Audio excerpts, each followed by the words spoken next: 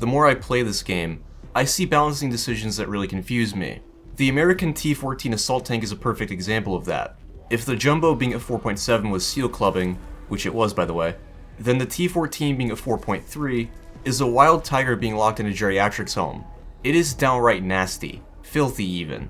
If you just look at the stat card, it doesn't seem all that impressive. It weighs more than the M26 Pershing, while having essentially the same 500 horsepower engine.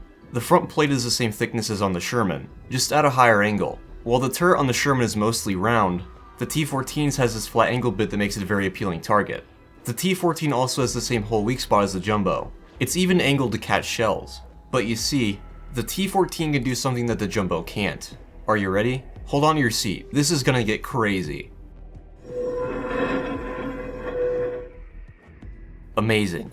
The T14 has side plates that are 50mm and 60mm thick, as well as bazooka plates which can be pretty beefy in some places. If you angle the T14 correctly, you can get up to 150mm of protection on the side, and 180mm on the front. It also means that, dead on, anti-aircraft vehicles find it difficult, if not impossible, to get through your side.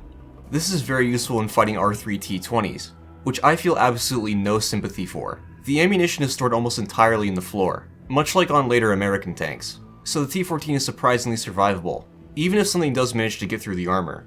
And despite its apparently lackluster automotive performance, it can reach its top speed pretty easily, even off-road. Just don't try to reverse or turn, because it uses the same transmission as the Sherman. I could keep rambling about how great it is, or I could just show you, so I think I'll do that instead.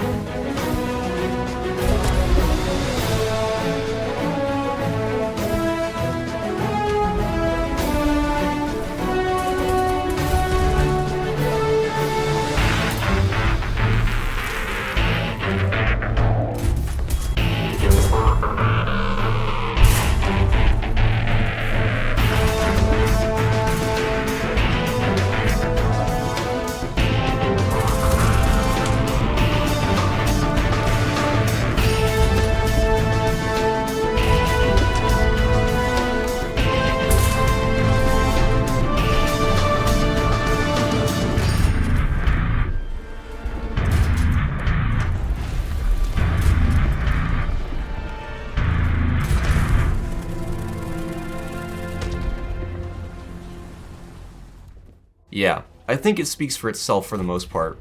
If I can very easily have games where I get upwards of 10 kills each time, there is a real problem. The title says the T14 is underrated, which it is, because I never see anyone play it or talk about it, but it's also overpowered in my opinion. I mean, just look at the Thunder skill stats for it. 61% win rate, average kill to death ratio 4.5. At the time of recording, my KD in the T14 is 6.0, versus my 2.35 KD in the Cobra King. It doesn't suffer particularly hard in up tiers either. The most trouble I had was with the SE-85, T-3457, and Jagdpanzer IV. So, if the T-14 stats are even better than the Jumbos, why isn't it also being up-tiered? Well, simply put, I think it's because it's a premium. While most premium vehicles in War Thunder aren't pay to win, just pay to progress, there are some which are allowed to overperform, with one example being the KA-50. This is obviously done to drive sales, as Gaijin's primary method of making money from War Thunder is through premium vehicles. In short, the T-14 is fun to play, but it is not balanced in its current state. It could be up-tiered to 4.7 and still be a lot of fun to play. And that wraps up the video. As always, I hope you guys enjoyed it, and I'll see you on the next one.